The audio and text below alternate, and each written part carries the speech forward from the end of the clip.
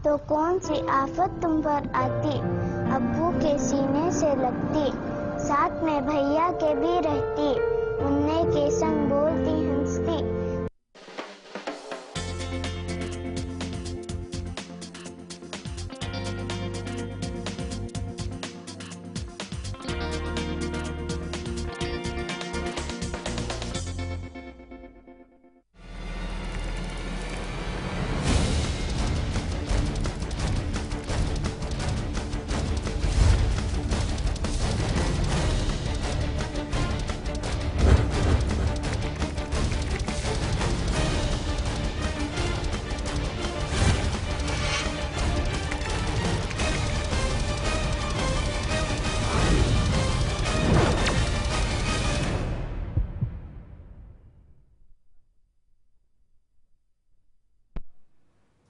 नमस्कार, आप देख रहे हैं लेमन न्यूज पर स्कैम्स एंड फ्रॉड्स। मैं हूं आपके साथ राहुल गोयल।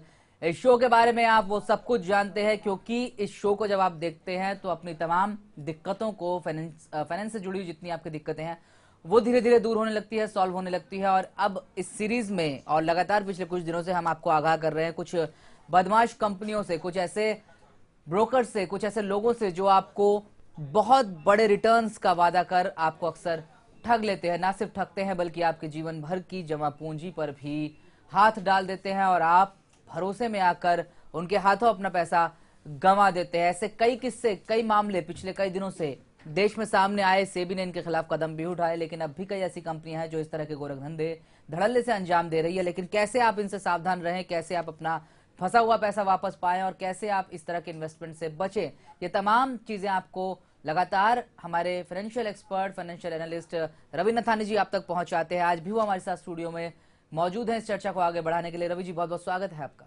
जी नमस्कार। और रवि जी, इस चर्चा को हम आगे बढ़ाएंगे क्योंकि हम एक ऐसी कंपनी की बात पिछले कुछ दिनों से कर रहे हैं जो कि जिसका केरल में बेस था। उसने एक पोर्टफोलियो मैनेजमेंट सर्विसेज शुरू की और उसके बाद लोगों को धीरे धीरे अपने झांसे में लेकर उनसे बड़ा अमाउंट ठग लिया। आपने हमको ये 4 स्टेज में समझाने की कोशिश की थी कि कैसे इस कंपनी ने अपने पूरे गोरख धंधे को अंजाम दिया और इसके डायरेक्टर्स कैसे फरार है। लेकिन क्या कुछ उसके बाद हुआ, एक छोटे से रिकैप के साथ उसके आगे की पूरा प्रोसेस जो हुआ वो मैं जानना चाहूंगा। जी, मैं इस पूरी चीज़ को डिटेल में कहने की ये बताता हूँ। जहाँ पे जो ये है, जैसे कंपनीज हैं, बेसिकली ये एक कोचीन बेस्ड कंपनी थी, केरला बेस्ड कंपनी थी। वो कंपनी जो है एक पोर्टफोलियो मैनेजमेंट सर्विस का काम था।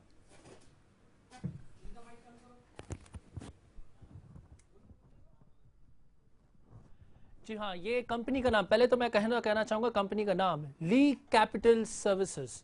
ली कैपिटल सर्विसेज ये कंपनी केरला में बेस्ड थी, उनका एस्टैब्लिश था और कम से कम तकरीबन 7-8 ब्रांचेस थी कंपनी की। जो कंपनी एक रजिस्टर्ड ब्रोकर थी कोचिन स्टॉक एक्सचेंज में। कोचिन स्टॉक एक्सचेंज में रजिस्टर होने के साथ साथ वो एक सब ब्रोकर भी था एनएसई, नेशनल स्टॉक एक्सचेंज और बॉम्बे स्टॉक एक्सचेंज में। और इन्होंने बहुत ही एक स्टेज में, बहुत ही सिंप्लिसिटी में उन्होंने अपने इन्वेस्टर्स को बेवकूफ बनाया, ये कह के कि आपका पैसा हम इन्वेस्ट करेंगे और हमारे पास डिफरेंट स्कीम्स हैं। देखिए, यहां सबसे बड़ी बात यह है कि ये ब्रोकर जो बेसिकली ब्रोकिंग का जो काम होता है, it's just to give service, provide service to the end user, the investor and the company. But यहाँ पे जो ये ब्रोकर था, इनके पास तो ऐसी कोई सर्विस नहीं थी क्योंकि इन्होंने कोई यूनिक आइडेंटिफिकेशन नंबर्स नहीं बनाए थे, कोई डीमैट अकाउंट्स रजिस्टर्ड जैसे सीडीएसएल और आईडीएसएल के साथ रजिस्टर्ड नहीं थे। और सबसे बड़ी बात, कंपनी ने अपने सेबी रजिस्ट्रेशन दिखा के बार बार लोगों से अलग अलग तरीकों से पैसे लिए, कैश में लिए, चेक डिपॉजिट, सेल्फ चेक्स लिए, डोर टू डोर जाके जैसे पेमेंट कलेक्शन होती है, वो सारा चीजें किया। बेसिकली ये कंपनी एक हाईली अनप्रोफेशनल वे से काम कर रही थी। उस चीज का पूरा खुलासा मैंने हमने ये पूरी टीम ने कोशिश ये किया है कि हमारे व्यूवर्स को स्टेप बाय स्टेप सिखाएं। आज मैं इस चीज की ले आने जाना चाहता हूं। देखिए, स्क्रीन पे आपके दिख रहा होगा, Lee Capital has total 16 branches and as पर SEBI order 8 branches has collected a sum of 133 crores out of the branches, only 4 or 5 branches have collected a sum of 133 crores. That's a huge amount. One has to think about it. और तो और ये branches ये branches की जो बाकी की जो डेटा हमारे पास अवेलेबल नहीं है, और सेबी के ऑर्डर्स के हिसाब से कुछ इनके पास 2000 से ज्यादा के क्लाइंट्स हैं सिर्फ 4 या 5 ब्रांचों के अंदर, कुछ टोटल 39 ब्रांचेस में। आप अंदाजा लगा सकते हो कि कितने सारे लोग ड्यूप हुए हैं इस सारी चक्कर में।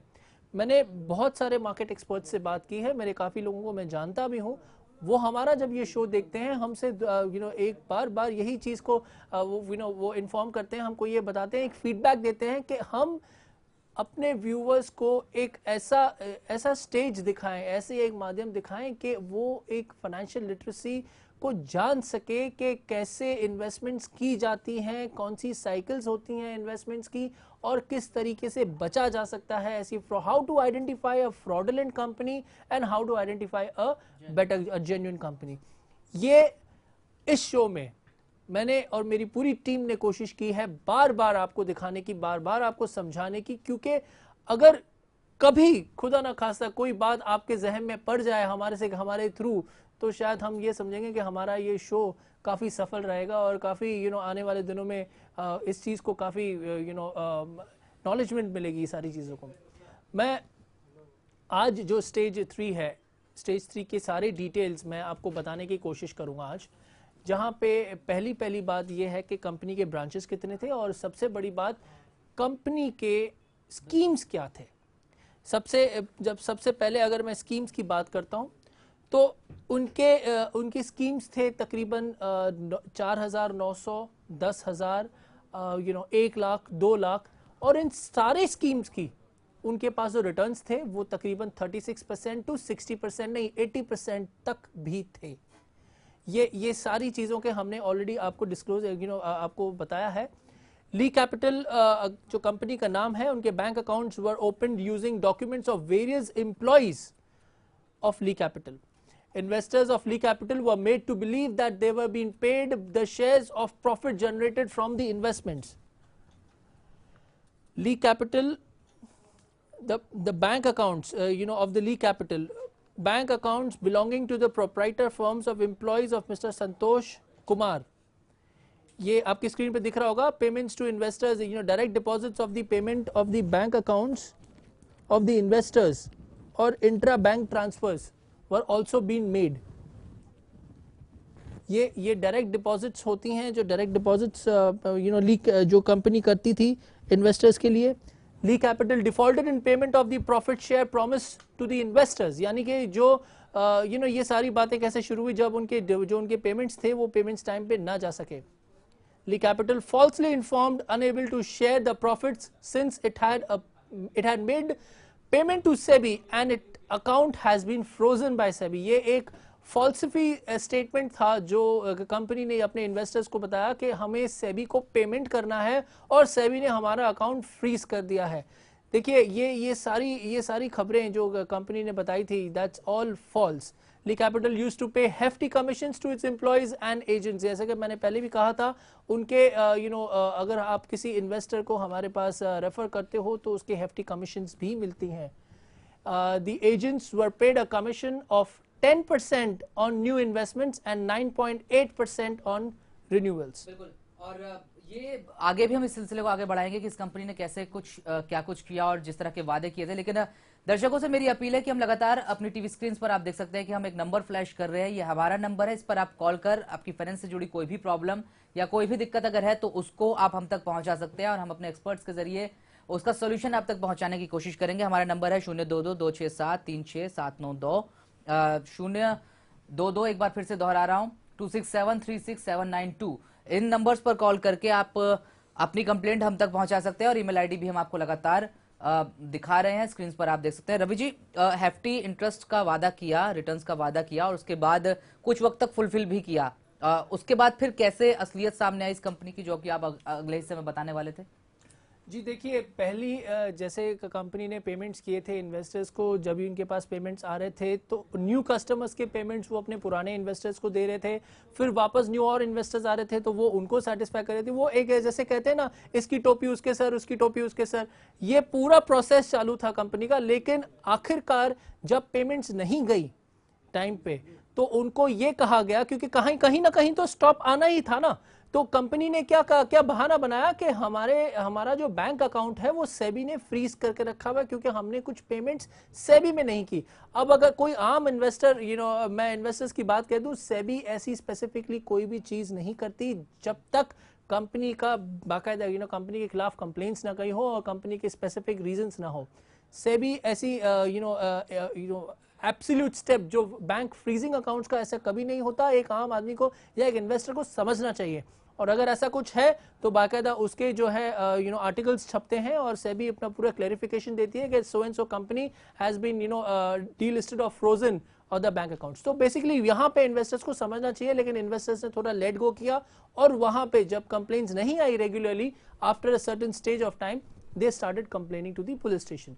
पुलिस में जब कंप्लेंट्स गई, पुलिस ने उनको कंपनी को जब पूरा इन्वेस्टिगेट किया पूरे मैटर को, तो पता चला कि कंपनी के directors are absconding. That stage investors came to know that there is a trouble. वो सेबी में कंप्लेंट्स गई, जो कोचिन की जो उनकी लोकल ऑफिस है सेबी की, वहां पे तकरीबन 1000 इन्वेस्टर्स से भी ज्यादा कंप्लेंट्स गई। तब जाके सेबी ने इस चीज को पूरा टटोला, देखा, इन्वेस्टिगेट किया और फाइनली एक ऐसे नतीजे पे है जो मैं आपको आने वाले कुछ समय में बताऊंगा। लेकिन इस बार जो मैं आपको बताने जा रहा हूं, जो हमारा स्टेज 3 में है, कंपनी ने कितने सारे बैंक अकाउंट्स खोले। the bank accounts which company had was more than 39 accounts. मैं यहाँ पे बता दूं, ली कैपिटल हैड टोटल 16 ब्रांचेस, वो तो खैर आपको बता दिया। 39 bank accounts in different names were opened by the company. 39 bank accounts with different banks, Canara Bank, SBJ Bank, SBI Bank, Indian Overseas Bank, then you name the bank and there it is. इतने सारे branches उन्होंने खोल के, और सबसे बड़ी बात यहाँ पे, even though the bank accounts were in different names, mister Santosh Kumar जो डायरेक्टर हैं कंपनी के, he used to sign the checks of in different names, यानी कि अगर A है तो भी संतोष कुमार साइन करेंगे, बी है तो भी संतोष कुमार जी साइन करेंगे, सी डी ई जितने भी अकाउंट्स थे वो सारे के सारे सिग्नेचर अथॉरिटी वो संतोष कुमार जी ही थे जो कंपनी के डायरेक्टर हैं। इसके अलावा even though the bank accounts were in different name, bank accounts belonging to the proprietorship firms of the employee of Mr. Santosh Kumar. यानी कि कैसे, देखो क्या हुआ, कंपनी ने संतोष कुमार ने अपने एम्प्लॉइज को जैसे 10% का स्टेक दिया था प्रॉफिट शेयरिंग में, 80% उनके नाम पे था, 10% उनके फादर के नाम पे था और 10% एम्प्लॉय के नाम पे था। तो एम्प्लॉइज को प्रोप्राइटरशिप अकाउंट खुलवाया, प्रोप्राइटरशिप फर्म्स खुलवाई और उनका अकाउंट यूटिलाइज करते थे to make sure that the payments have been given. अब ये जो बैंक अकाउंट्स थे वो किस कारण काम आते थे? बैंक अकाउंट्स में अगर डिपॉजिट्स हम देखें तो तकरीबन डिपॉजिट्स जो थी लाख रुपया, 2 लाख रुपया, 50,000 रुपया, बड़ी बड़ी डिपॉजिट्स होती थी।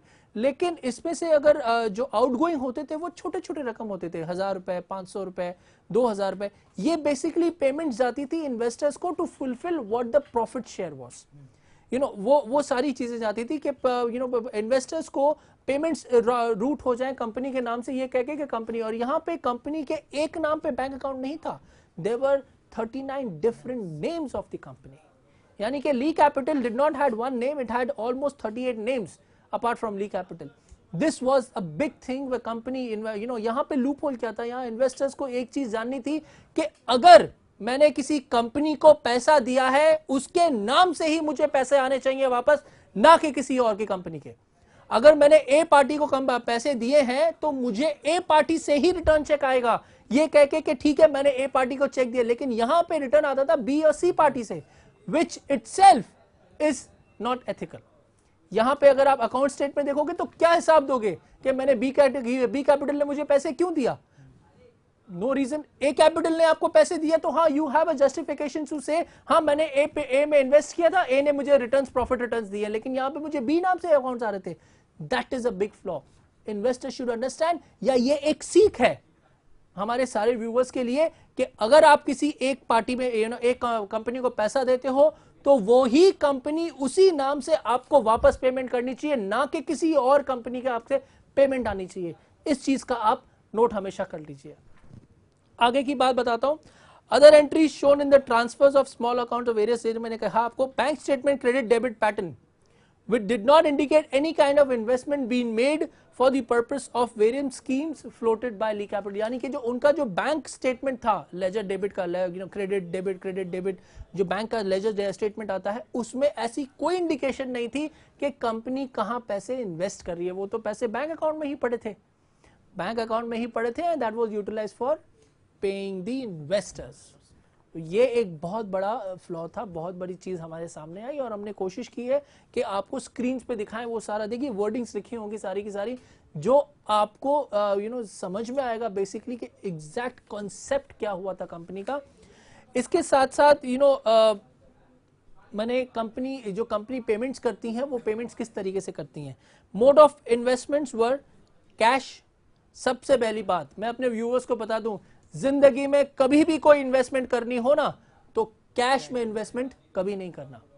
हमेशा उस चीज को चेक पेमेंट करना या तो डिमांड ड्राफ्ट देना, कैश में पेमेंट कभी नहीं करना, कैश में पेमेंट कभी नहीं लेना। This is rule number 1 of investments. आप इस चीज को हमेशा ध्यान दीजिए, लेकिन यहां पे ये सिस्टम था। दूसरी चीज यहां पे जो पेमेंट था वो है सेल्फ चेक्स। यानी कि अगर मुझे किसी को पेमेंट करना है तो मैं आपका नाम नहीं, मैं सेल्फ लिख के दे दूं, तो आपके बैंक अकाउंट में तो दिखेगा सेल्फ है। तो आप कैसे क्लेम कर सकते हो कि आपने इस कंपनी को पैसा दिया? अगर आपने ली कैपिटल को पैसा देना है और आपने सेल्फ चेक बना के दे दिया, तो ली कैपिटल कल को बोलेगी आपका पैसा आया ही नहीं मेरे पास, तो कैसे प्रूव करोगे आप कि मैंने ली कैपिटल को पैसा दिया था? बहुत बड़ी दिक्कत की बात है, समझने की बात है। आप ये चीजें नोट कर लो जिंदगी में कि कभी भी सेल्फ चेक किसी को नहीं देंगे, कभी भी कैश पेमेंट में डीलिंग कभी नहीं करेंगे। इसके अलावा company had account pay cheques and money receipts. Money receipts और अकाउंट पेइंग चेक्स तो समझ में आता है कि क्रॉस चेक्स होते हैं, कंपनी के नाम पे होते हैं।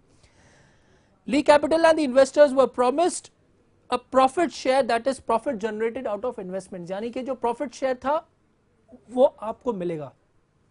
कंपनी ने ये कहा था कि आपको प्रॉफिट शेयर देंगे, ना कि इंटरेस्ट देंगे। मैं ये कहना चाहता हूं कि कंपनी के एम्प्लॉयज को भी स्ट्रिक्ट इंस्ट्रक्शंस दी गई थी कि never ever use the word interest, use as profit share. जो आप नसीहत दर्शकों तक दे रहे हैं, मैं चाहूंगा कि हमारे साथ एक कॉलर विठल भाई जुड़ चुके हैं फोन लाइन पर, उनकी समस्या सुन लेते हैं और फिर देखते हैं कि उनको किस तरह का सोल्यूशन दिया जा सकता है। विठल भाई, बहुत बहुत स्वागत है आपका स्कैम्स एंड फ्रॉड्स पर। क्या परेशानी है आपकी? मेरी परेशानी है, सुमन मोटर्स कंपनी आई थी, सुमन मोटर्स जी, और वो हमारा 22,000 रुपया ले गया है। कितना? वो लोग वहाँ बॉन्ड देते थे हमको, एग्रो बॉन्ड बाहर पड़ा था उन्होंने। हेलो जी विठल भाई, अपनी बात पूरी करें।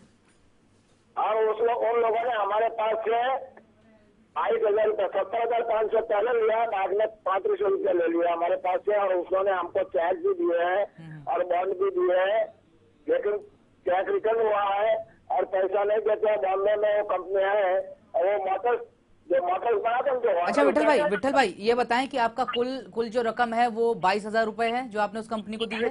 20,000 रुपया, 22,500। 22,500। अच्छा, कंपनी का नाम क्या बताया आपने? सुमन मोटर्स। जी, क्या आप हमारे लिए इसकी स्पेलिंग बता देंगे? दरअसल आपकी आवाज यहाँ तक क्लियर नहीं आ रही है। सुमन मोटर्स। जी, ये कहाँ पर बेस्ड है ये कंपनी? बॉम्बे की थी। बॉम्बे में। तो इस कंपनी ने दरअसल आपके साथ क्या किया? अभी तक आपका पैसा नहीं लौट आया है? उन्होंने अहमदाबाद के अंदर ऑफिस बनाई और एजेंटों रखे और एजेंटों के द्वारा सभी लोगों के पास से पैसे कलेक्ट किए। ठीक है। और एग्रो बॉन्ड बनाया उन लोगों ने, और हमारे पास से वो एजेंट लोग हमारे पास आए, हमने पैसे उसमें रिकॉर्ड कर दिया। वो लोग बोलते कितने 6 साल में आपको 3 गना पैसा देंगे, 333। 6 साल में 3 गना पैसा दे देंगे। हमने पैसा का रिकॉर्ड किया उसमें, लेकिन एक भी पैसा दिया नहीं अब तक। उन लोगों ने हमें बॉन्ड दिए, कई तरह के बॉन्ड दिए हमके छापे से। हेलो ठीक है। अब विठल जी, रवि नथानी जी हमारे साथ मौजूद है। रवि जी, शायद जितना इनकी आवाज थोड़ी क्लियर नहीं आ रही, लेकिन मैं समझ पा रहा हूँ कि अहमदाबाद की किसी कंपनी में इन्होंने 22,000 रुपए अब तक लगाए हैं और इनके बार बार मांगने के बावजूद रिटर्न का जो वादा किया गया था, कंपनी के एजेंट्स ना तो उसको निभा रहे हैं और इनके पास चेक वगैरह सब है कंपनी के। क्या कुछ किया जा सकता है इनके लिए? देखिए, सबसे पहली बात तो विठल जी, आप हमें सारी डॉक्यूमेंट्स जो आपके पास हैं, जो पेपर्स आपके पास हैं, वो स्कैन करके आप हमें ईमेल करिए और हमें ईमेल करने के बाद हम उस सारी चीज़ों को समझेंगे क्या है एग्जैक्टली, क्योंकि आपकी आवाज़ कुछ बराबर समझ में नहीं आ रही थी। इस वजह से मैं एक ही चीज़ कहूँगा कि आप हमारा ईमेल आईडी नोट कर लें और सारे जो चीज़ें हैं आपके पास, जो पेपर्स हैं, अगर आपके पास पॉलिसी पेपर्स हैं, या आपने कोई चेक पेमेंट किया है उसके पेपर्स हैं, या पीडीसी चेक्स कंपनी ने दिया है उसके पेपर्स हैं, या रिसीट्स हैं, कोई भी है, XYZ बेसिकली पूरा बंच आपके पास जो पेपर्स का है इस कंपनी के अगेंस्ट के साथ या कंपनी के साथ जो आपने टाई अप किया था या जो स्कीम जो आपने लिया था, कंपनी का कोई ब्रोशर होगा आपके पास, वो सारा चीज़ आप डिटेल में हमें ईमेल करिए। आपका ईमेल जैसे हमें मिलेगा हम उस चीज़ को समझेंगे, पढ़ेंगे और आपको उसके हिसाब से इत्तला की जाएगी कि आगे इस चीज़ का क्या प्रोसीजर हो सकता है। चलिए विठल भाई, तो आप तमाम अपने दस्तावेज जो है, डॉक्यूमेंट्स जो है वो जो ईमेल आईडी हम आपको दिखा रहे हैं complain@lemonnews.com, इस पर भेज दें। जैसे ही रवि नथानी जी को ये तमाम डॉक्यूमेंट्स मिलते हैं वो एक बार इसको स्टडी करेंगे और जो बेहतर सोल्यूशन आपके लिए होगा वो आपको इसी शो के जरिए हम एक बार फिर जरूर बताएंगे। रवि जी, ये जिस तरह की परेशानी विठल भाई हमारे जो कॉलर थे वो बता रहे थे, इसी तरह के बहुत सारे लोग इस कंपनी का शिकार बने जिसका हम इस सीरीज में लगातार जिक्र कर रहे हैं। और आपने जिस तरह से बताया कि एजेंट्स के थ्रू और उसके बाद उनको भी वादा करके कि अगर आप नए लोग लेके आते हैं तो आपको इतना मिलेगा, फिर उसके बाद ये कहाँ तक पहुंचा सिलसिला? जी देखिए, सबसे पहली बात जो मैं बार बार हर शो में यही कहना चाहता हूँ कि आप समझिए कि आपका पैसा कहाँ लग रहा है और क्यों लग रहा है। अगर उस पैसे को आप ज़्यादा रिटर्न्स के चक्कर में जाना और शॉर्ट टर्म में मैं एक साल यानी कि बहुत शॉर्ट टर्म किया जाता है, एक साल के अंदर अगर आपका पैसा 50% रिटर्न, 60% रिटर्न्स अगर आपको कोई बोल रहा है तो आप वहाँ पे सतर्क रह जाएं, क्योंकि ऐसी कोई भी स्कीम सक्सेस नहीं होती जो कंसिस्टेंट रिटर्न्स आपको दे सके। हो सकता है पहला साल आपको शायद पेमेंट्स कर सकें। Very clear example is speak Asia.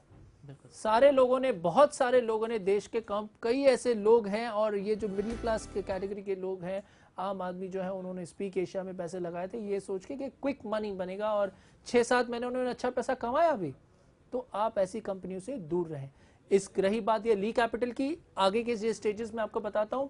Company ने कैश डिपॉजिट्स लेती थी, कंपनी सेल्फ चेक्स लेती थी, कंपनी रिसीट्स लेती थी, मनी रिसीट्स इशू कराती थी कंपनी को, और तो और कंपनी आपके दरवाजे तक आके आपसे पेमेंट लेने की सर्विसेज भी रखती थी, जो कोई भी कॉर्पोरेट कंपनी आज की तारीख में कभी नहीं करेगी। आप इस चीज को समझ लीजिए और इस चीज को ध्यान रखिए कि कोई भी कंपनी, कोई भी कॉर्पोरेट कंपनी जो ऐसे इन्वेस्टमेंट्स के सामने रिटर्न्स देती हैं, वो ऐसी सर्विसेज आपको नहीं देंगी। You have to be very, very professional in this. You have to understand that the only mode of payment is via checks or demand draft. No cash payments have to be entertained either by receivable or payable. This is one thing which you have to always note about. इसके अलावा ली capital उन्होंने ली capital used to pay hefty sums to the commissions, वो तो मैं आपको पहले बता चुका हूँ। Any person including the existing investors could bring the investments for new investors and become an agent. यानी कि कोई भी existing investor, अगर सपोज करो मैं एक इन्वेस्टर हूँ उस ली कैपिटल कंपनी का, अगर मैंने राहुल आपको रेफर कर दिया तो मैं उनका एजेंट बन गया। अब मैं उनका एजेंट बन गया तो मुझे उसमें 9.5% 10% के रिटर्न्स मिलते हैं। अब 9.5-10% के रिटर्न्स मुझे देंगे, आपको जो अकाउंट खोलेंगे तो आपको 60-70% रिटर्न्स दे देंगे, यानी कि ऑलमोस्ट 100% रिटर्न्स देंगे। यहां तो कम से कम इन्वेस्टर्स को समझना चाहिए कि कंपनी ऐसा करेगी क्या कि जो 100% के रिटर्न्स भी वो पूरा दान दे देगी।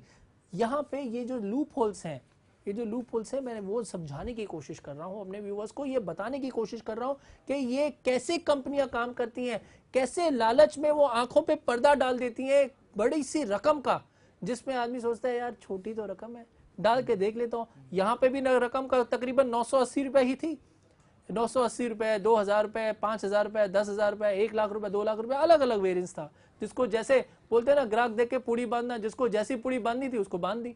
कंपनी ने ये स्ट्रक्चर यहाँ पे अपनाया, जो इन्वेस्टर समझ ले, छोटा रकम हो या बड़ा रकम हो, एनी कंपनी जो आपको 20% से ज्यादा रिटर्न्स के प्रॉमिस देती है, वहां आपको बचना है। वहां आपको समझना है कि कंपनी ऐसा कोई भी काम जो करेगी, लेकिन आगे चल के तो फ्रॉड ही करेगी और कुछ नहीं करेगी।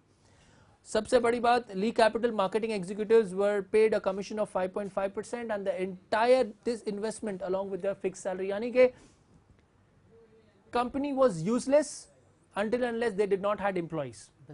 उनके एम्प्लॉइज को मोटिवेशन पावर क्या था कि आपको जो चाहिए आपको मिलेगा, यानी कि 10% स्टेक तो 10% तो ओनर तो उनको बना ही दिया था कंपनी में, उसके अलावा उनको 5% रिटर्न्स भी देते थे।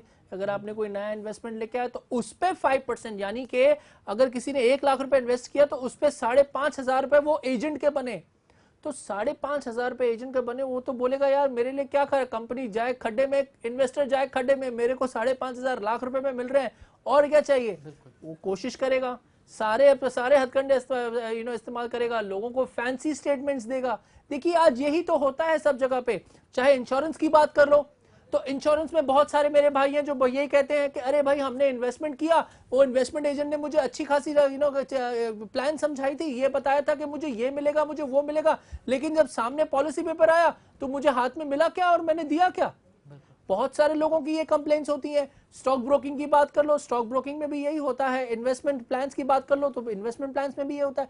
बेसिकली ये सारा स्ट्रक्चर जो है एक ग्रीड से पर्दा है, ग्रीड का जो पर्दा है वो दिया जाता है और उसी बेसिस पे इंसान को बेवकूफ बनाया जाता है।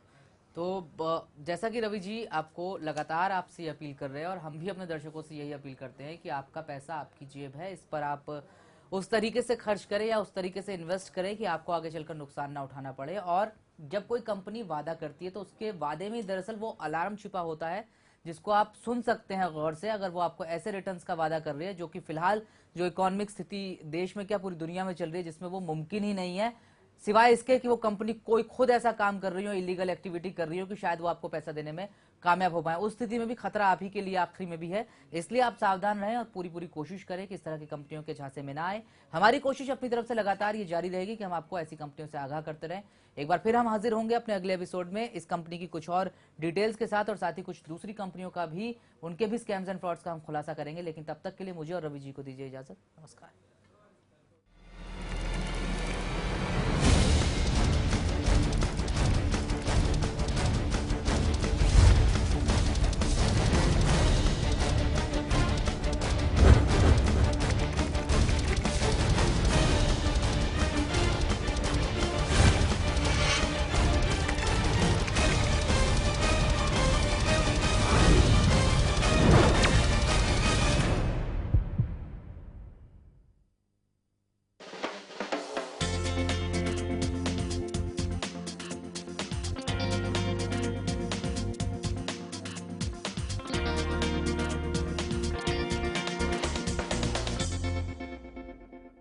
इश्क तेरा इश्क तेरा इश्क तेरा।